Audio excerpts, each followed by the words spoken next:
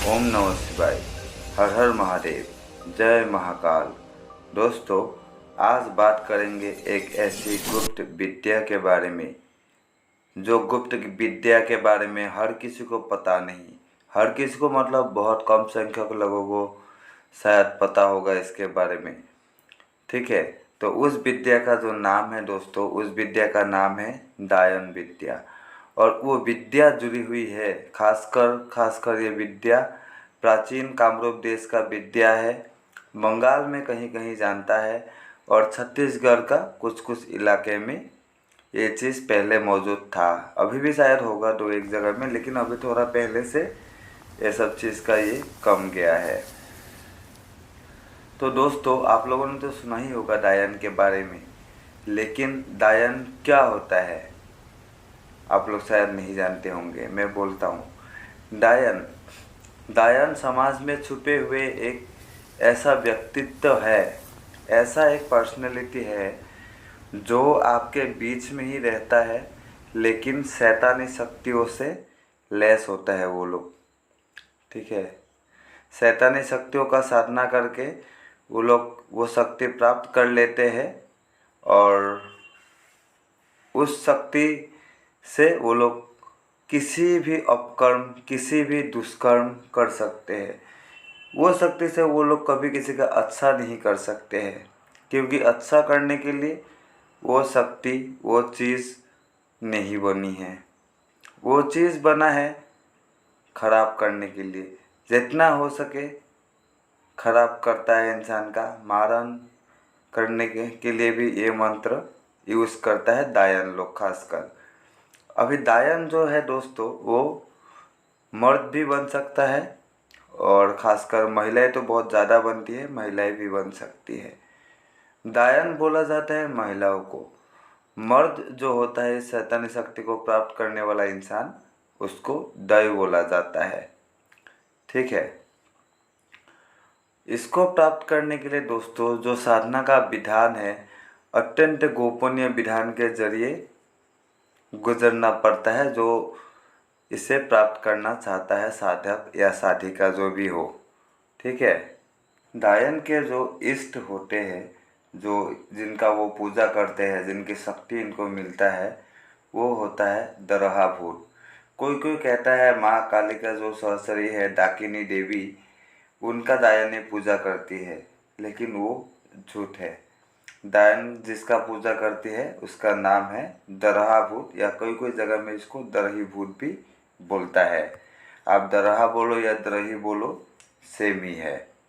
ठीक है, उसका पूजा किया जाता है, उसके सामने भोग लगाया जाता है, उसको संतुष्ट करने का विधान है। और जो दायन विद्या लिया जाता है, वो दायन विद्या सिखाने के लिए कोई ऐसा व्यक्ति चाहिए होगा जैसे ये विद्या स्वयं आता है। ठीक है, जो व्यक्ति खुद नहीं जानता है वो दायन का विधि विधान साधना कुछ भी नहीं दे सकता है।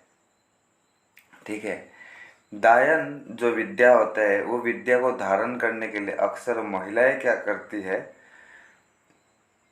जो उन लोगों का गुरुदायन होती है, ठीक है, जिनसे वो शिक्षा लेगी, वो गुरुदायन के सामने हर महीने के अमावस्या के दिन दायन का विद्या दिया जाता है। ठीक है, एक ही रात में ये हो जाता है। हर अमावस्या के दिन क्या होता है, एक गांव का या अड़ोस पड़ोस के गांव के अक्सर बहुत सारे 8 9 10 तो औरतें मिलके, खासकर 8 तो औरतें ही मिलती है, 8 तो औरतें मिलके शमशान के पास में जाके एक वृक्ष के नीचे एकत्रित होते हैं। वहाँ पे उन लोगों का गुरुदायन बैठी होती है। ठीक है, और वहाँ पे वो लोग क्या करते हैं, अपने विष्ठा से वो जगह को लेप के एक गोलाकार घेरा बनाता है, और उस घेरा के चारों तरफ उलंग होके नाच के गुरुदायन के सामने नृत्य प्रदर्शन करते हैं। और ऐसा वो लोग रात से शुरू करके सुबह होने तक करते हैं। ऐसा करने से क्या होता है, उन लोगों का जो शक्ति है वो वृद्धि होता है। बाकी जो दायन बनने का विधान मैंने आपको बोला अभी, मंत्र कुछ नहीं है, गुरुदायन, उसको ये दायन का विद्या दे देती है और तब उनको खुद ब खुद मंत्र पता चलने लगता है। और दायन जो मंत्र यूज़ करती है उसका हमेशा धैया चलता है, उसका हर मंत्र थाई अक्षर का मंत्र ही होता है। थाई अक्षर का मंत्र से ही वो हर काम करती है। और दायन का जो ये रीति रिवाज है दायन बनने का, इसमें बहुत सारा कुछ ऐसी बातें भी है जो मैं इस वीडियो में बताना मुनासिब नहीं समझता हूँ। दायन बनने के लिए पहले क्या करता है, थोड़ा सा फिर भी बोल ही देता हूँ। गुरु दायन के सामने जो नई दायन बनने के लिए आती है उन लोगों का क्या होता है, जो गुप्तांग है उसमें सुई चुबोया जाता है 14 से लेके 16 तक। और वो सुई चुभोने से अगर उसका गुप्तांग से अर्थात योनि से अगर रक्त बाहर नहीं हुआ तो वो औरत दायन बन सकती है। ठीक है। और अगर रक्त बाहर भी होता है तो कुछ कुछ प्रोसेस है उन लोगों का, बहुत उद्दंड और उद्दाम प्रोसेस है जो मैं अभी यहाँ पे नहीं एक्सप्लेन करूँगा। ठीक है, क्योंकि ये विद्या मैं किसी को देना भी नहीं चाहता हूँ, किसी को सिखाना भी नहीं चाहता हूँ और किसी को मैं इसके बारे में ज़्यादा बताना भी नहीं चाहता हूँ, क्योंकि ये विद्या अच्छी विद्या तो है नहीं। ठीक है। उसी तरीके से क्या होता है, दायन को सिद्धि प्राप्त हो जाता है उसी अमावस्या के दिन में ही, लेकिन वो तब क्या होता है, मूल दायन नहीं बनती है, मतलब संपूर्ण दायन नहीं बनती है। संपूर्ण दायन बनने के लिए उस दिन उस दायन को जो उसका गुरुदायन होती है, गुरुदायन जो होती है, गुरुदायन बलि के लिए बोलती है। और बलि के रूप में सिर्फ दो ही बलि स्वीकार होता है, या तो उसका पति का बलि स्वीकार होगा उस औरत का, नहीं तो बेटे का बलि स्वीकार होगा। और अगर बलि देने के लिए अनिच्छुक हो या ना कर देता है तो साधक या साधिका पागल भी हो सकती है। और अगर बलि देने के लिए हाँ कर दिया तो उन जिसको बलि के लिए चुना जाएगा उसका मृत्यु अपने आप हो जाएगा, किसी को पता तक नहीं चलेगा क्यों मर गया इंसान, किस वजह से, किस रीजन से मर गया। और उसी दिन से उस दायन को संपूर्ण सिद्धि मिल जाएगी। ठीक है, उसी दिन से वो संपूर्ण दायन बन जाएगी। दायन नई नई दायन बनने के बाद दायन क्या करती है, अपना जो शक्तियाँ होता है उसको पहले पेड़ पौधों पे आजमाती है, जानवरों पे आजमाती है, देखती है शक्तियाँ ठीक से काम कर रही है कि नहीं। ठीक है। और उसके बाद धीरे वो प्रयोग इंसान पे भी करने के लिए नहीं कतराती है, इंसान पे भी कर देती है। बड़ा सा बड़ा कुकर्म मारन सारन इसके लिए कुछ भी नहीं है, चुटकी बराबर है। ठीक है, एक मंत्र से मारन हो जाएगा, चुटकी में मारन हो जाएगा, ऐसा है वो सब। और इंसान को पता भी नहीं चलेगा इंसान को कैसे कुछ हो गया है। ठीक है। तो दोस्तों, दायन सच में बहुत खतरनाक शक्ति है। और दायन का बारे में मैं एक आप लोगों को बोलता हूँ, आप लोगों को पता चल जाएगा दायन का उपस्थिति आप लोगों के आसपास अगर ऐसा नज़र आप लोग देखें तो।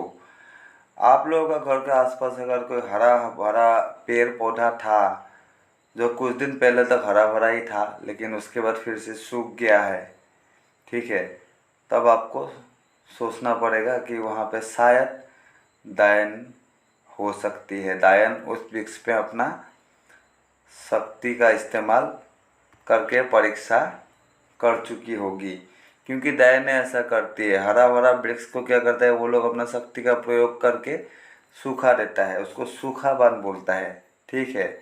बाण 32 प्रकार के होते हैं और दायन हर एक बाण पे दायन का महारत है, कुछ भी कर सकती है वो बाण मार के इंसान को। ठीक है। लेकिन सारा आपका जो है वो कुकर्म है, सत्कर्म है, एक भी अच्छा काम करने के लिए इन लोगों का हुकीट नहीं है, कुछ भी नहीं कर सकता है अच्छा काम, जितना भी शक्तिशाली हो कोई इंसान का ये लोग भला नहीं कर सकता है। ठीक है। और दायन अगर कोई बन गया तो उससे अपना सिद्धि क्या होता है, एटलीस्ट मरने से पहले एटलीस्ट 3-4 इंसानों को कुछ कुछ होने से भी सिखाना पड़ता है, नहीं तो उसका जो वो इष्ट देव भूत है, द्रोही भूत, मरने के बाद उसका जीवात्मा को बहुत प्रताड़ना देता है, कोड़े से पीट पीट के उसको जगह से लेके जाता है। ठीक है। इस तरीके से बहुत बहुत प्रताड़ना मिलता है उस दायन के जीवात्मा को मृत्युपरांत। तो दोस्तों आज बोला दायन विद्या के बारे में। और भी कुछ जानना है तो मेरा व्हाट्सएप में आप लोग कांटेक्ट करके मुझसे पूछ सकते हो। और अगर आप लोगों के आसपास अड़ोस पड़ोस में कोई दायन से अफेक्टेड व्यक्ति है तो, और अगर आप लोगों का फैमिली में भी ऐसा कोई व्यक्ति है जो दायन से अफेक्टेड है, या दायन आप लोगों के आसपास है, आप लोगों को पता है, तो आप लोग दायन से बचने के लिए जो दायन रक्षा कवच है वो आप लोग मेरे से धारण कर सकते हो। कवच का जानकारी भी आपको मेरा व्हाट्सएप में कांटेक्ट करने से ही आप लोगों को मिल जाएगा। दायन रक्षा कवच का जो कीमत है वो मैं बहुत कम रखा हूँ, मात्र 577 रुपया, 577 577 रुपये रखा हूँ। और ये कवच सिर्फ ओनली और ओनली भूत प्रेत और पिशाच दायनों से आपका हिफाजत करेगा कहीं भी और कभी भी। और इसमें कोई भी आपका परहेज नहीं होता है, छुआछूत का कोई भी झमेला आपको इसमें नहीं मिलेगा। तो इसके लिए भी अगर आप लोग चाहे तो मेरा व्हाट्सएप नंबर पे कांटेक्ट करके मंगवा सकते हो दायन रक्षा कवच। तो आज के लिए इतना ही। ओम नमः शिवाय, ओम नमः शिवाय, ओम नमः शिवाय।